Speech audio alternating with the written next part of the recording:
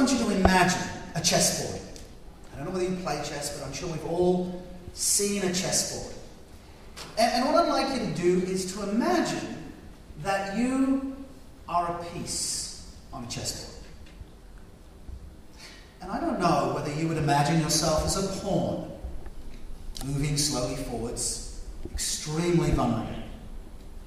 Perhaps you imagine yourself as a knight, aggressive, able to move rapidly and quick sidestep, but with little concern for your own safety.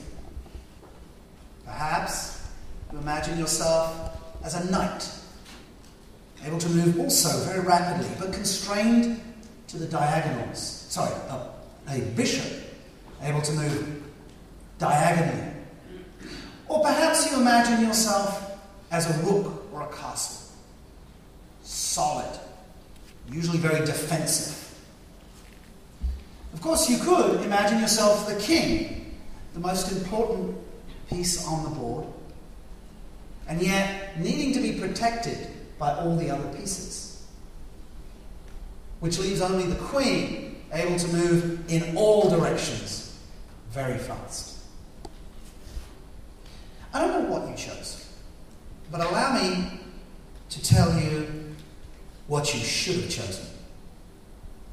You should choose to be sick and tired of being a piece of wood being pushed around by somebody else.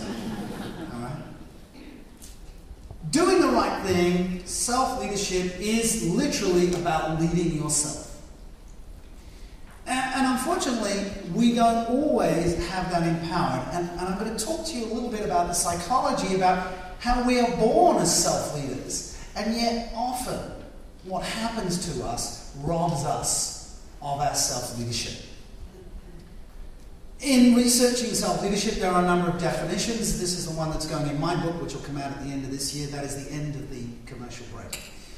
The definition of self-leadership is a process of influencing yourself to intentionally achieve your goals. Not just accidentally achieve your goals, but to do it intentionally.